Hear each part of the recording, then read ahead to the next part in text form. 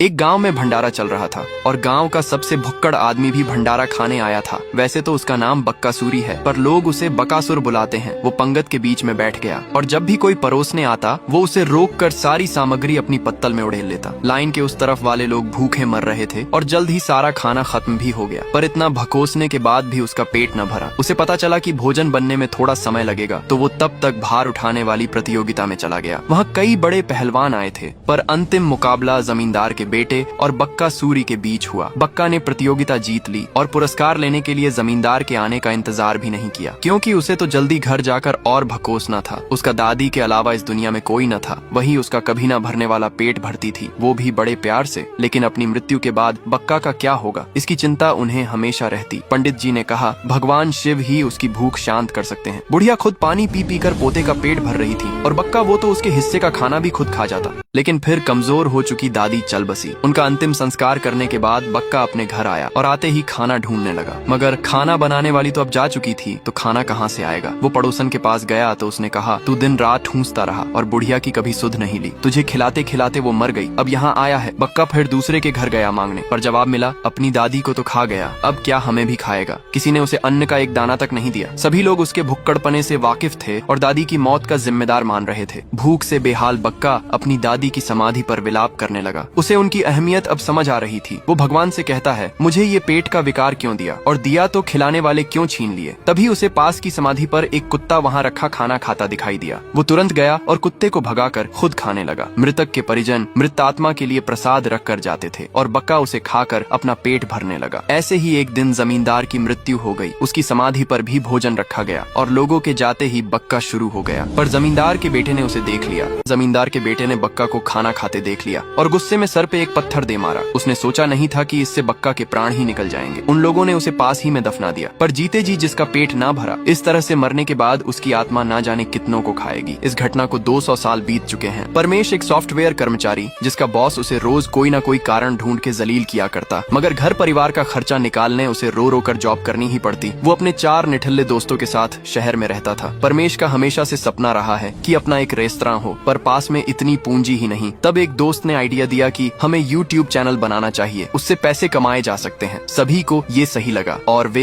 एक भूतिया जगह पर वीडियो बनाने चले गए। वीडियो में भूत भी दिख गया, पर पोल खुल गई। व्यूअर्स को पता चल गया वे लोग उन्हें पागल बना रहे हैं। हालांकि वीडियो खूब चला और YouTube की तरफ से कुछ डॉलर भी आ गए। अब इस चीज को आगे बढ़ाने उन्होंने तय किया कि हमें असली में भूतिया जगह जाना चाहिए। उन्हें रुद्रराम गांव के कसिमवली बंगले के बारे में पता चला। सालों पहले एक सिद्ध योगी हुआ करते थे। उन्होंने अपने 7 चक्र जागृत कर लिए थे। जब भगवान शिव का बुलावा आया तो उन्होंने संसार छोड़ने से पहले अपने सेवक कासिमवली से कहा, तुमने मेरी बहुत सेवा की, बताओ मैं तुम्हें क्या दूं। तब उसने तंत्र शास्त्र सीखने की इच्छा जताई। योगी ने अपनी शक्ति से तंत्र शास्त्र प्रकट कर दिया और उसे देते हुए कहा, इसमें संपूर्ण तंत्र विद्या का ज्ञान है, पर इसका दुरुपयोग करोगे तो परिणाम बुरा होगा। फिर कासिमवली तंत्र क्रिया करने लगा, पर उसका मकसद सही नहीं था और परिणाम स्वरूप वो मारा गया। तब से ही वो जगह भूतिया है। परमेश और उसके दोस्त कासिमवली बंगले में वीडियो बनाने पहुंच गए। वे लोग हर चीज को देख रहे थे। परमेश लोगों को बताता है कि कैसे यहाँ पर क्या क्या हुआ। उन्हें थोड़ा डर भी लग रहा था। वे लोग एक पेंटिंग को देखने लगे, तभी ऊपर से एक पुस्तक टपकी। ये वही तंत्र की पुस्तक थी। खैर, वीडियो बन गया और घर जाकर उन्होंने अपलोड भी कर दिया, पर पहले वाले फर्जी वीडियो से लोगों का भरोसा टूट चुका था। उन्हें यह भी फर्जी लगा। परमेश YouTube छोड़ने का सोच ही रहा था कि तभी तंत्र की पुस्तक नीचे गिर गई, जो कि वो भूत बंगले से उठा लाए थे।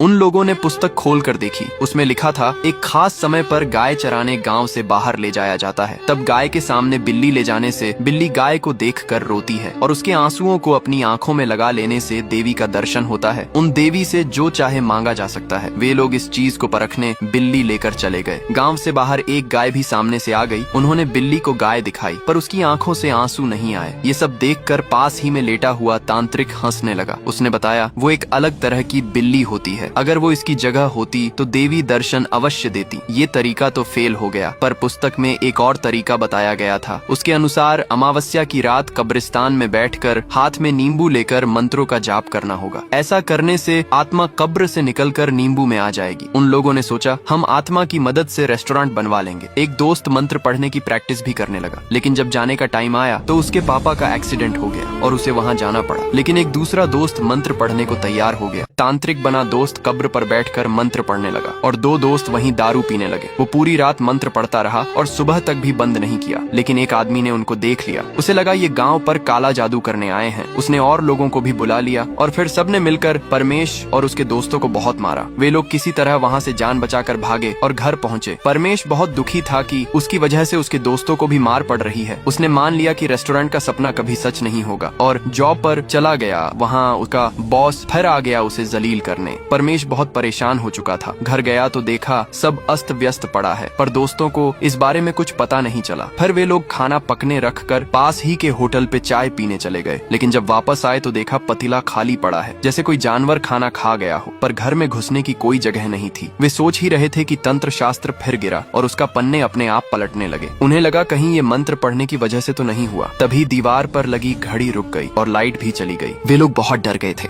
उन्होंने बाहर देखा तो बोतल अपने आप गिरकर टूट गई और पायल की आवाज आने लगी जैसे कोई आ रहा हो। फिर दरवाजा अपने आप खुल गया और एक परछाई दिखाई दी। वे लोग उसे भूतनी समझकर अंदर भाग गए। बुलाया तो था पैसे मांगने, पर सामने जाने की किसी की हिम्मत नहीं हुई, तो वे लोग रात भर उसी कमरे में सोए और सुबह बाहर निकलकर देखा तो फिर कोई रात को लाया खाना छट कर गया था। इससे छुटकारा पाने पुस्तक में देखा तो पन्ने ही गायब थे। फिर अपने बड़े बूढ़ों के बताए अनुसार उन्होंने भूत से बचने कई चीजें लगाई, पर रात को फिर वही हुआ। लेकिन अच्छी बात ये रही कि भूत उनके कमरे में नहीं आ रहा था। अगले दिन वे लोग और ताम झाम लगाते हैं। वो दोस्त वामन भी वापस आ गया, पर उसे इस सब पर विश्वास नहीं हुआ और फिर टाइम हो गया भूतनी के आने का। लेकिन वो डरा नहीं और बाहर जाकर दरवाजा खोल दिया। वो भूतनी वामन की गर्लफ्रेंड निकली। उस रात भी वही आई थी, पर कोई दिखा नहीं तो वापस चली गई थी। वे लोग चैन से सो गए और अगले दिन उठे तो फिर वही चीज हुई। वामन के लाए स्नैक्स और अचार कोई खा गया था। शाम को परमेश जॉब से वापस आया तो पता चला फिर वही घटना हुई। पता नहीं कैसा भुक्कड़ भूत होगा। परमेश इन सब चीजों से तंग आ गया था। तभी उसे वही तांत्रिक दिखाई दिया। उसने उन्हें बुलाया और सारी बात बताई। तांत्रिक ने पूछा, तुम्हें पुस्तक कैसे मिली? जो कुछ भी होता है उसके पीछे भगवान की कोई योजना होती है, तुम्हें बस ढूंढना है। ये शुरू कहाँ से और कैसे हुआ? तांत्रिक चला गया, पर उन लोगों के कुछ समझ में नहीं आया तो उन्हें एक आइडिया आया। उन लोगों ने घर में कैमरा लगाकर खाना रख दिया और बाहर से सब देखने लगे। अंदर रखी अलमारी अपने आप खुल गई और उसमें से नींबू निकला, जो कि लुढ़कते हुए गया और वामन के कपड़ों पर बैठ गया। फिर वामन रोबोट की तरह सीधा घर में गया और सारे दाल चावल जमीन पर उड़ेल दिए। फिर जानवरों की तरह उल्टे हाथ से खाने लगा। ये देखकर परमेश और बाकी दोस्तों को लगा कि यही खाना खा रहा था इतने दिन से। सब खा लेने के बाद नींबू वापस लुढ़कते हुए गया और अलमारी में जाकर बैठ गया। वहीं वामन को पता भी नहीं चला कि अभी अभी सारा खाना खा गया। सब उसे चिल्लाने लगे कि तू यूट्यूब वीडियो के लिए ये सब कर रहा था। लेकिन आश्चर्य की बात ये थी कि जब वो अपने घर गया था तब कौन खाना खा रहा था। अब सब एक दूसरे पर आरोप लगाने लगे। अब उन्होंने फिर से खाना रखा और इस बार सब वहीं खड़े रहे। फिर अलमारी का दरवाजा खुला और नींबू बाहर निकला। वामन को याद आया ये वही नींबू है जिसे हाथ में लेकर वो मंत्र पढ़ रहा था और शायद पहले वहाँ कोई कब्र रही होगी जिसका भूत उसमें समा गया होगा। इस बार उसने खाना खाने के लिए भार्गव को चुना। भार्गव ने भी जमीन पर ही सारा खाना उड़ेल दिया। फिर राक्षसों की तरह खाने लगा। सारा खाना खत्म करने के बाद नींबू और बढ़ने लगा। अंजी ने नींबू उठाया और जो इतने दिनों से भय का कारण था उसने उसे चाकू से काटा और नींबू पानी बना के पी गया। वे लोग वापस आए तो देखा अंजी आराम से सो रहा है। फिर जब पता चला कि वो भूतिया नींबू को पानी में घोल के पी गया तो सभी बहुत खुश हुए। पर भूत ने अब नींबू के बजाय इंसान को ही अपना घर बना लिया था। उन्होंने शाम को खाना बनाया तो उसकी खुशबू से अंजी जाग गया। वामन ने कहा अभी थोड़ा टाइम लगेगा, लेकिन उसने सीधे गर्म कढ़ाई ही उठा ली क्योंकि वो अंजी नहीं कोई और ही था। और फिर वही सब हुआ जो अभी तक होता आ रहा था। वो सारा खाना डकार गया। अब उन लोगों को और ज्यादा टेंशन होने लगी कि अब कहाँ से लाएंगे इतना खाना। तो उन्होंने तय किया अब से हम लोग होटल पर ही खाएंगे। अगली सुबह बाहर देखा तो पुलिस आई हुई थी। पता चला आस पड़ोस के घरों में चोरी हुई है, वो भी पैसों की नहीं बल्कि भोजन की, और चुराने वाला कोई और नहीं बल्कि अंजी के वेश में वही भुक्कड़ भूत। समझ नहीं आ रहा था अब चाचा को क्या जवाब देंगे। इस समस्या का समाधान मिलने तक उन्होंने उसका पेट भरने का निश्चय किया और सब लग गए काम पे। सारी कमाई उसके पेट में जा रही थी, पर घर का खाना तो छोड़ो, भंडारा भी उसकी भूख नहीं मिटा पाया।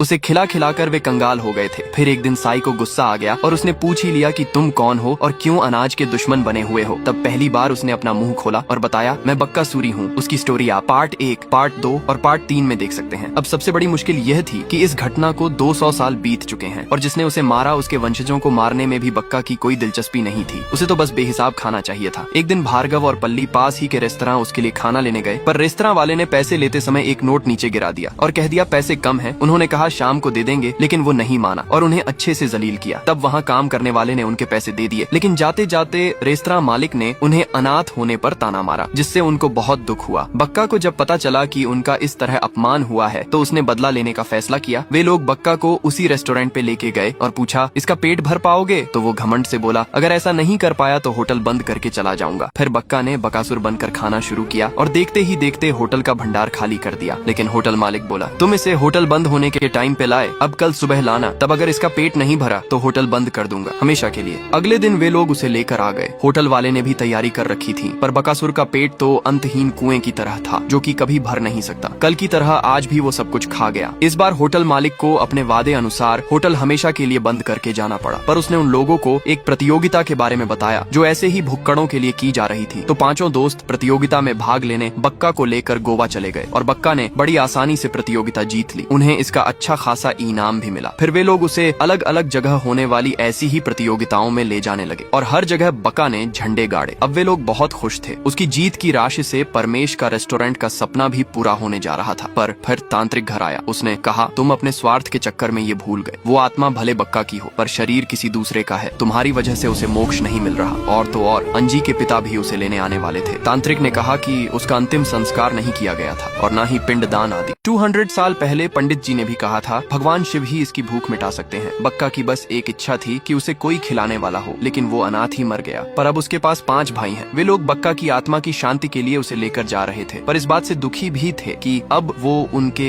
बीच नहीं रहेगा। वे लोग एक नदी के घाट पर गए, फिर पिंडदान आदि कर्म किए। ये सब करते वक्त उन्हें बक्का के साथ बिताए पल याद आ रहे थे और बक्का को भी अपनी दुख भरी जिंदगी याद आ रही थी कि कैसे वो जीवन भर बस खाता रहा। फिर उसे खिलाने पिलाने वाली दादी भी चली गई और अंत में पेट भरने के लिए क्या क्या करना पड़ा। फिर 200 साल बाद भगवान ने जैसे उसे मुक्ति दिलाने ही उन 5 दोस्तों को भेजा। बक्का ने उन लोगों से कहा, तुम लोग अच्छे से अपनी जिंदगी जियो, और अंतिम विदा ली। इसके साथ ही बक्का को मुक्ति मिल गई। वहीं परमेश ने उस फालतू नौकरी को छोड़कर अपना होटल खोल लिया और शादी भी कर ली। बाकी दोस्त भी सेटल हो गए। अब बात करें उस तांत्रिक की, तो हमें पता चलता है वो कोई और नहीं बल्कि शिव के गण थे। लेकिन उस नींबू का क्या जो वे लोग कब्रिस्तान में छोड़कर आए थे? क्या एक और बकासुर कब्र से बाहर आने वाला है?